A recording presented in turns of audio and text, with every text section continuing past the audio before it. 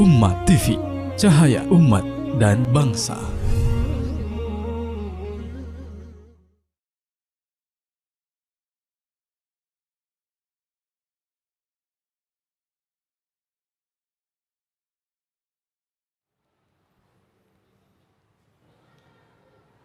Bismillahirrahmanirrahim.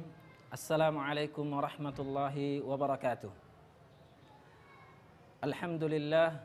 Alhamdulillahilladzi bini'matihi tatimmus salihat.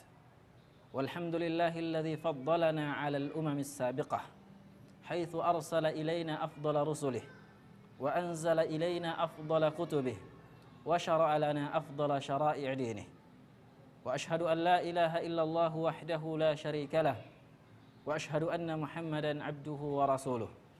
Allahumma salli wa sallim ala nabiyyina Muhammad wa ala alihi wa ashabihi wa man tabi'ahum bi ihsanin ila yaumiddin wa ba'd.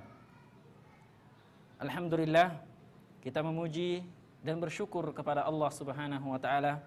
Kembali kita dipertemukan di dalam acara yang Allah Subhanahu wa taala muliakan ini, insyaallah taala, dalam acara membahas tentang bagaimana kita menghafal Al-Quranul Karim, bagaimana kita bisa menghafalkan kitabullah dengan semaksimal mungkin, menjaga hafalan-hafalan yang telah kita hafalkan dari Al-Quranul Karim. Pada pembahasan-pembahasan kita sebelumnya telah kita bahas bagaimana dasar-dasar umum, kaidah-kaidah umum dalam menghafal Al-Quranul Karim. Kemudian bagaimana cara menghafal Al-Quranul Karim, dan juga beberapa hal yang perlu diperhatikan di dalam murajaah dan menghafal Al-Quranul Karim. Di antara yang perlu kita perhatikan di dalam murajaah adalah at-ta'ahud, untuk saling mengulang-ulangi, untuk saling menjaga hafalan kita. Karena hafalan Al-Quran, kata Rasulullah SAW, begitu cepat hilangnya, bahkan lebih cepat daripada seekor unta dari ikatannya. Sebagaimana yang telah disebutkan oleh Rasulullah SAW dan diwanti-wantikan kepada kita, kepada para penghafal Al-Quranul Karim, untuk ta'ahadu bil Quran, untuk selalu bersama dengan Al-Quran, untuk selalu mengulang-ulangi hafalannya. Karena dia, wallah, demi Allah, kata Rasulullah SAW, lebih cepat hilangnya daripada seekor unta dari ikatannya. Kemudian beberapa awamil, beberapa sarana, beberapa hal yang bisa membantu kita dalam menghafal dan dalam murajaah hafalan kita. Di antaranya adalah al-imamatu fis shalah. Kita menjadi imam di dalam salat-salat, baik yang sifatnya wajib, salat fardu, ataupun yang sifatnya nafilah seperti salat tarawih, qiyamul lail, dan seterusnya. Terkhusus dalam qiyamul lail.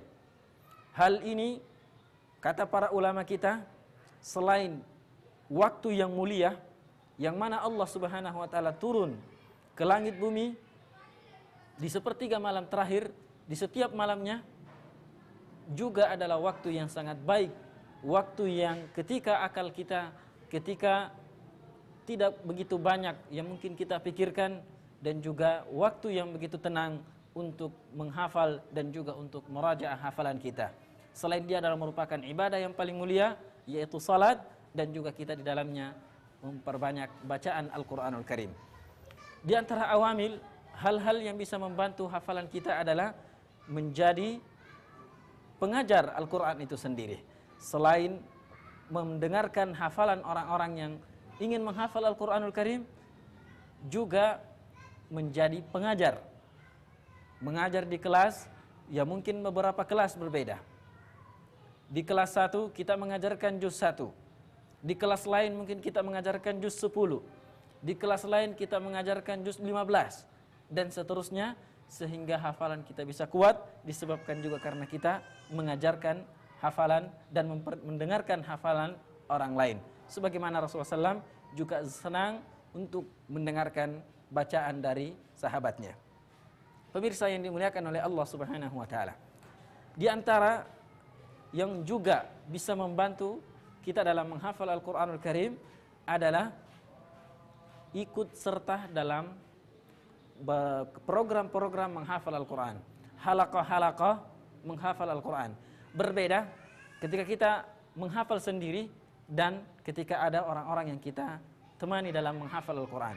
Ketika kita sendiri, terkadang ada saja hal-hal yang membuat kita tidak menyelesaikan, atau ada hal-hal yang membuat kita terganggu, yang kemudian semangat kita turun. Tapi ketika bersama dengan para teman-teman, para penghafal Al-Quranul Karim, maka itu akan bisa membuat kita semakin semangat dalam menghafal Al-Quran. Salah satu contoh misalnya adalah kita buat program dengan teman-teman, dengan rekan-rekan yang sama-sama ingin menghafalkan Al-Quran. Kita jadwalkan per pekan, kita bertemu di hari tertentu untuk murajaah 5 juz misalnya. Untuk murajaah hafalan 5 juz.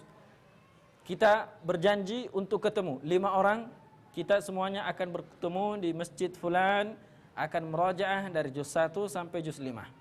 Tapi kita belum pastikan siapa yang baca juz 1, siapa yang baca juz 2, dan siapa yang baca juz-juz selanjutnya. Tapi ketika pertemuan, sudah bertemu, yang dianggap sebagai ketua menentukan Anda membaca juz 1, Anda juz 2, Anda juz 3, juz 4, dan seterusnya. Sehingga hal ini bisa memudahkan kita untuk menghafal Al-Quran. Boleh dengan satu orang langsung baca 1 juz, atau juga satu orang baca setengah juz, kemudian dilanjutkan oleh temannya, kemudian dilanjutkan lagi sampai kembali kepada dia membaca lanjutan-lanjutan dari hafalan-hafalan yang telah mereka hafalkan. Misalnya, bisa dengan kita programkan bahwasanya masing-masing menyetorkan hafalan. Bisa per lembar, ya 1 lembar, kemudian disambung oleh teman yang lain, setelah itu disambung lagi yang lainnya, kembali sampai selesai 1 juz, atau 2 juz, atau 3 juz. Ini juga diantara metode murajaah yang baik, yang juga bisa membantu kita dalam mengembalikan hafalan kita. Selain tidak terlalu capek, karena bukan kita sendiri yang membaca, tapi dengan teman-teman yang lainnya. Kemudian, diantara metode murajaah yang disebutkan oleh para praktisi dalam menghafal Al-Quranul Karim, orang-orang yang sudah terjun di dalam baik secara pribadi menghafal ataupun mengajarkannya, memberikan beberapa kita metode dalam murajaah. Ada 2 minimal yang sering digunakan oleh para penghafal dalam murajaah. Yang pertama adalah murajaah setengah juz, sehari sebelum menambah hafalan baru. Dan ini sudah sering kita sebutkan. Murajaah 5 lembar atau 4 lembar sebelum menambah hafalan baru. Ulangi dulu 4 halaman, 5 halaman. Kemudian setelah mengulangi, barulah Anda menghafalkan yang baru. Kemudian yang kedua adalah setelah hafalan kita semakin banyak, sudah lebih 5 juz ke atas, maka setiap harinya kita murajaah 10 lembar atau 1 juz. Atau kalau begitu banyak kesibukan, mungkin bisa setengah juz lebih. Yang terpenting adalah murajaah diperbanyak dan lebih banyak waktu murajaah dibandingkan dengan menambah hafalan Al-Quran. Ada satu hal yang perlu kita perhatikan dalam hal ini. Beberapa para penghafal Al-Quran, mereka terburu-buru menghafal dan mengatakan pada dirinya atau kepada teman-temannya, nantilah setelah saya menghafal 5 juz, barulah saya murajaah dari awal. Tentu akan mengalami kesulitan. Ketika sudah 5 juz, kemudian dia kembali ingin mengulangi dari awal. Bahkan terkadang bisa memakan waktu lebih lama daripada ketika awal menghafal. Belum lagi ketika malas itu datang dan perasaan dulu saya telah menghafal, kenapa sekarang sudah lupa, dan akhirnya syaitan pun bisa mengganggunya dan akhirnya dia pun berhenti dari Al-Quranul Karim, berhenti murajaah dan bahkan meninggalkan Al-Quranul Karim, wal'iyadhu billah. Setelah ini ada 2 poin yang juga bisa membantu kita di dalam menghafal ataupun murajaah hafalan kita. Yang pertama adalah, dan ini poin yang keempat dari 5 poin yang akan kita bahas atau yang telah kita bahas dari pertemuan-pertemuan sebelumnya, yaitu ar-rawabit wad-dawabit. Bagaimana mengikat hafalan kita, menguatkan hafalan kita dan juga memperhatikan ayat-ayat yang mirip, ayat-ayat yang serupa, ayat-ayat yang antara surah dengan surah yang lainnya ada kemiripan, dan bahkan terkadang ada perbedaan hanya satu huruf atau dua huruf saja. Oleh karenanya para ulama kita dalam hal ini telah mengarang begitu banyak buku dalam masalah perbedaan ayat-ayat mutasyabihat. Tentunya kita dalam menghafal Al-Quran bukan inilah yang paling dasar. Karena yang paling dasar dalam menghafal Al-Quran adalah bagaimana menghafal dengan cara yang baik, murajaah dengan cara yang baik. Dan tentunya hafalan berkaitan dengan az-zihn, berkaitan dengan ingatan. Hafalan bisa saja terpisah dari pemahaman. Artinya kita bisa menghafal sesuatu tanpa memahami. Begitu pula hafalan bisa terpisah dengan perbuatan. Artinya bisa saja kita menghafal sesuatu namun kita tidak mengamalkannya. Walaupun yang diinginkan dari Al-Qur'anul Karim selain menghafal adalah memahami dan mengamalkannya. Tapi dalam masalah menghafal, bisa saja orang menghafal tanpa dia pahami apa maknanya dan juga tidak mengamalkannya dalam masalah menghafal. Walaupun dalam Al-Quran tentunya yang terbaik adalah kita menghafal, memahami, dan mengamalkannya. Kemudian disebutkan dalam sebuah kisah tentang seorang penyair yang memiliki kekuatan hafalan yang sangat kuat. Walaupun dia tidak memahami apa yang dia dengarkan, tapi dia bisa menghafal. Ada dua orang yang berselisih tentang masalah hak. Kemudian keduanya membawa perkara mereka ke seorang hakim. Kemudian hakim itu bertanya, apakah ada orang lain yang mendengarkan percakapan kalian ketika kalian berdiskusi di saat itu? Maka salah satu mengatakannya, salah satu di antara berdua mengatakan, ada orang ketika itu, namun dia adalah orang buta. Itulah Abul Ala Asy-Sya'iri. Maka didatangkanlah Abul Ala Asy-Sya'iri, kemudian ditanya, apakah Anda mendengarkan kedua orang ini? Walaupun Abul Ala adalah seorang buta, tapi memiliki kekuatan hafalan yang sangat kuat. Kemudian beliau ditanya, ya saya mendengarkan keduanya berdiskusi, tapi saya tidak memahami apa yang mereka ucapkan. Karena bahasa mereka adalah bahasa, kemungkinan bahasa Inggris, sementara dia tidak paham bahasa Inggris. Tapi saya bisa mengulangi apa yang dikatakan oleh orang ini dan apa yang dikatakan oleh orang yang kedua. Maka beliau pun mengulangi semua perkataan yang pertama, begitu pula dengan orang yang kedua, walaupun dia tidak paham. Ini menunjukkan bahwasanya hafalan adalah amalan az-zihn, amalan otak. Walaupun ya bisa saja seseorang menghafal tanpa memahami maknanya. Jadi ayat-ayat yang serupa, ayat-ayat yang mirip, itu bisa saja kita bedakan, bisa saja kita kuatkan. Yang terpenting adalah bagaimana cara menghafal yang benar sebagaimana yang telah kita sebutkan, dan cara murajaah yang baik sebagaimana yang telah kita jelaskan. Namun tidak ada salahnya untuk kita juga mengambil, mempelajari buku-buku para ulama yang membahas tentang perbedaan-perbedaan di dalam ayat-ayat tertentu atau ayat-ayat yang mirip. Salah satu contoh misalnya, sekedar contoh dan bukan untuk pembatasan. Misalnya ada beberapa ayat dalam Al-Quran yang begitu banyak terulang, tapi ada perbedaan di salah satunya. Yang pertama adalah dari sekian banyak yang terulang, hampir semuanya sama kecuali ada satu ayat yang berbeda. Salah satu contoh misalnya di surah Ali Imran.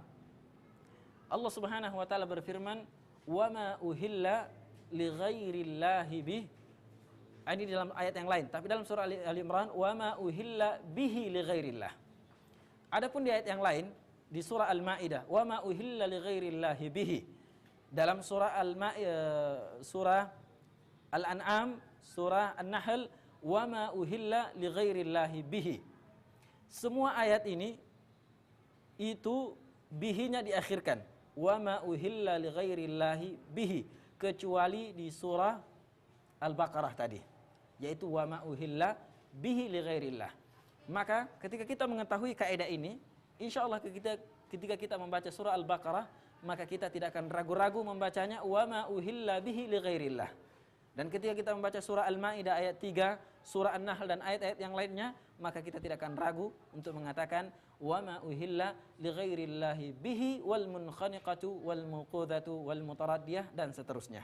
Kaedahnya kita pilih dari sekian banyak ayat yang sama, coba perhatikan apakah ada salah satu dari ayat ini yang berbeda dengan yang lainnya.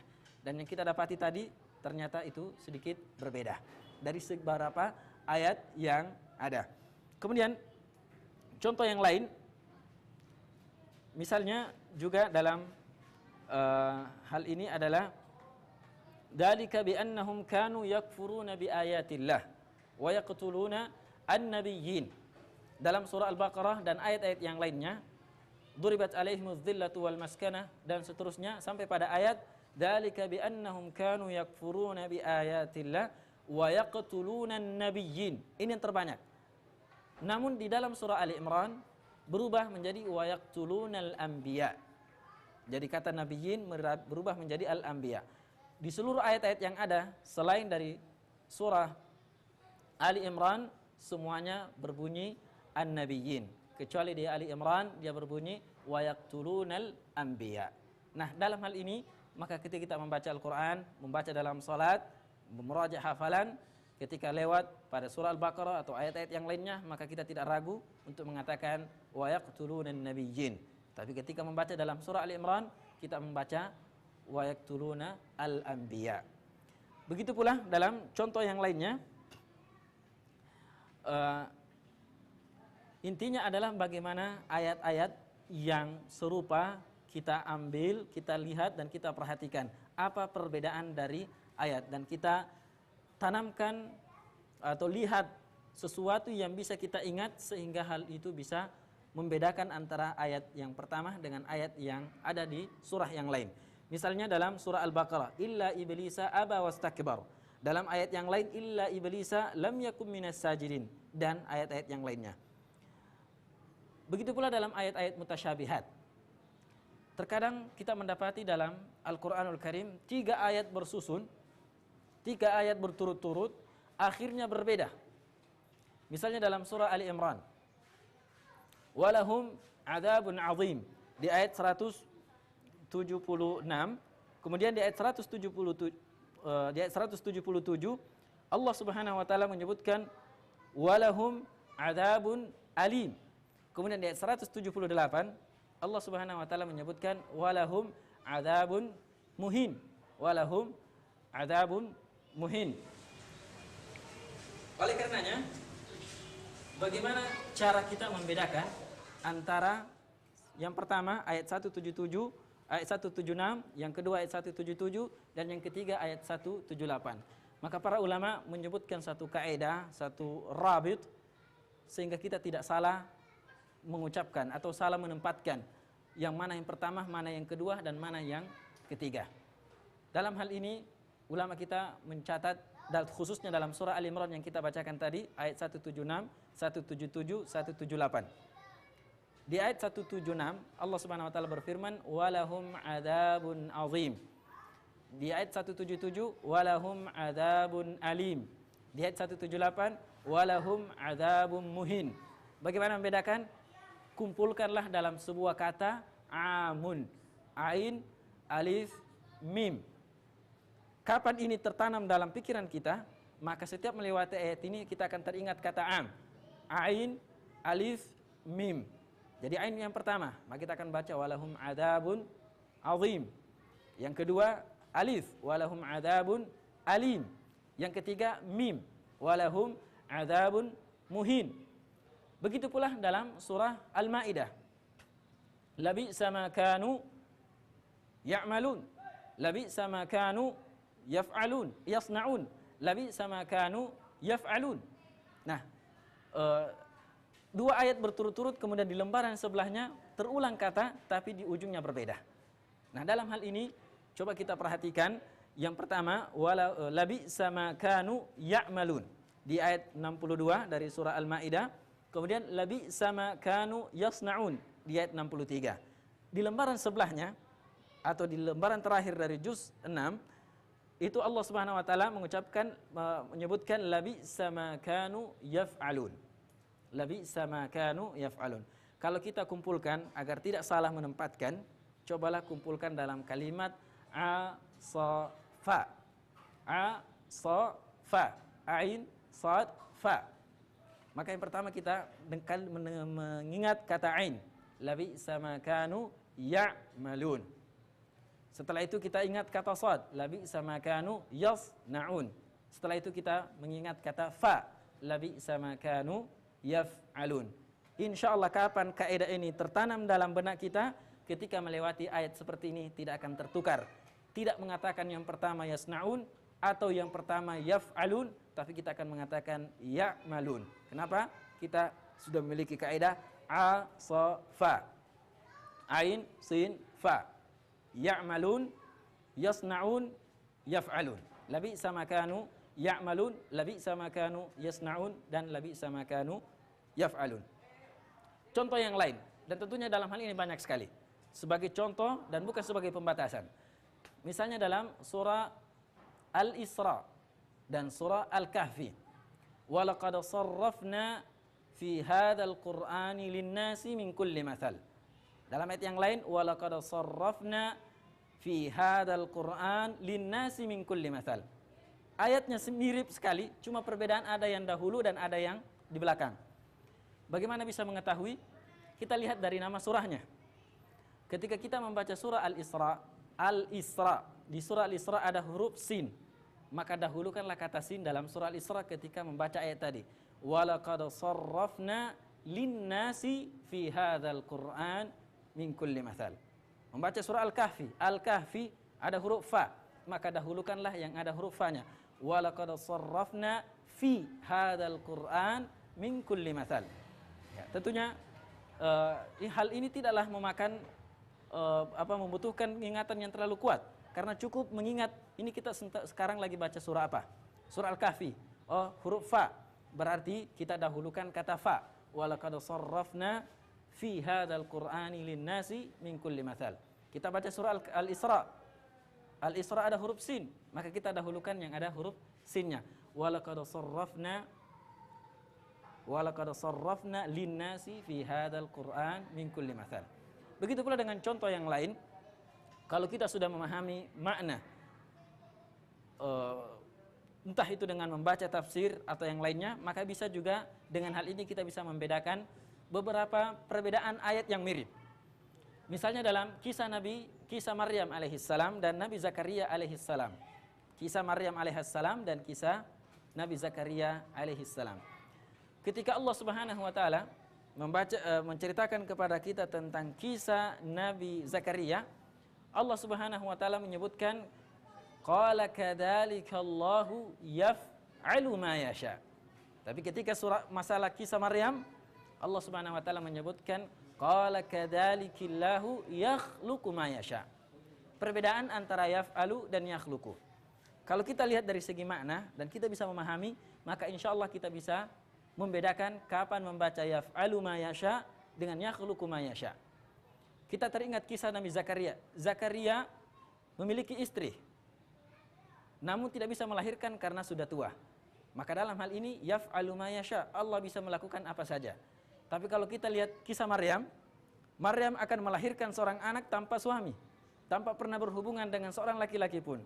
Maka kita akan teringat bahwasanya Allah menciptakan sesuai yang Dia kehendaki. Yakhluqu ma yasha.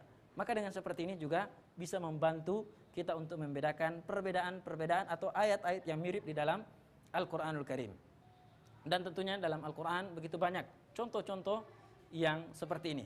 Intinya bagaimana sekarang kita menghafal Al-Qur'anul Karim dengan hafalan yang mutqin, kemudian dengan mengetahui, memperhatikan kaidah-kaidah yang telah kita sebutkan tadi atau rawabit, ad-dawabit, hal-hal yang menurut kita dan tidak mesti memakai tips-tipsnya orang lain dalam hal ini. Kita lihat ayat-ayat yang mirip. Oh, saya bisa membedakan antara yang pertama dan yang kedua dan yang ketiga dengan adanya begini. Sebagaimana yang telah kita sebutkan tadi. Dan tentunya dalam hal ini begitu banyak di dalam Al-Qur'anul Karim. Contoh mungkin bil mithali tattadihul maqal, dengan banyak contoh insyaallah lebih mudah dipahami. Misalnya dalam kisah Nabi Ibrahim alaihissalam. Dalam surah As-Saffat dan surah Al-Anbiya ada dua kalimat yang berulang yang mirip. Namun tidak serupa tentunya. Di dalam surah As-Saffat, Allah Subhanahu wa taala berfirman, "Fa'aradu bihi kaida faja'alnahumul asfalin."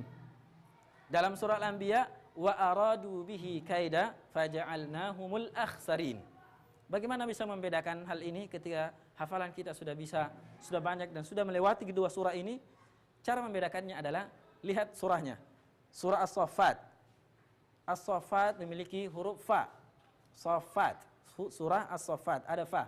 Maka dalam surah As-Saffat, dalam kalimat yang kita sebutkan tadi, ada kata fa di awalnya, yaitu fa'aradu bihi kaida. Akhirnya pun juga sama, ada kata fa, yaitu faja'alnahumul asfalin. Nah, begitu pula dengan di surah Al-Anbiya yang tidak ada huruf fa, maka jangan pakai huruf fa, pakai saja huruf waw. Wa aradu bihi kaida faja'alnahum al-akhsarin. Faja'alnahum al-akhsarin. Insyaallah mudah dengan memperhatikan hal yang seperti ini dan tidak terlalu susah, dan ulama kita telah menulis buku dalam hal ini dan semoga kita bisa mendapatkan bukunya dan mudah. Dan kami secara pribadi alhamdulillah mendapatkan buku atau bahkan Quran yang meletakkan ayat-ayat yang mirip antara ayat ini dengan ayat yang lainnya, di mana apa saja perbedaannya dan apa kemiripannya. Semoga kita diberikan kemampuan oleh Allah Subhanahu wa taala untuk menghafalkan kitabullah. Poin terakhir dalam masalah ini yang bisa membantu kita dalam menguatkan hafalan dan juga bisa memperhatikan ayat-ayat yang mirip atau ayat-ayat yang ada mutasyabihatnya adalah memahami makna dari ayat yang kita baca, memahami dan merenungi alur kisah dari ayat-ayat yang kita baca, alur cerita dari ayat atau surah yang kita baca. Dengan memahami maknanya, maka insya Allah ini akan mempermudah kita di dalam memurajaah dan mempertahankan hafalan kita. Contoh misalnya, walaupun dia adalah surah yang sangat panjang, tapi karena kita paham maknanya dan paham alur kisahnya, seperti misalnya surah Yusuf. Surah Yusuf hampir setengah juz lebih. Ya, kurang lebih 6 lembar surah Yusuf. Tapi kapan kita paham dan apalagi sudah mengerti kisah Nabi Yusuf alaihissalam dan sudah sering kita dengarkan kisah-kisah beliau, maka ketika menghafal surah Yusuf, insya Allah ini akan mudah karena kita paham alur kisahnya, paham jalan ceritanya, sehingga kalau ada satu kejadian kita tinggalkan itu akan langsung terasa. Ini ada satu kejadian yang terlewatkan, maka kita akan mengulangi hafalan kita. Oleh karenanya memahami makna dari ayat-ayat yang kita baca, yang kita hafal sangat membantu sekali di dalam menghafalkan Al-Quranul Karim. Walaupun dalam hal ini janganlah bersedih hati bagi yang belum paham bahasa Arab, karena Allah Subhanahu wa taala telah menyebutkan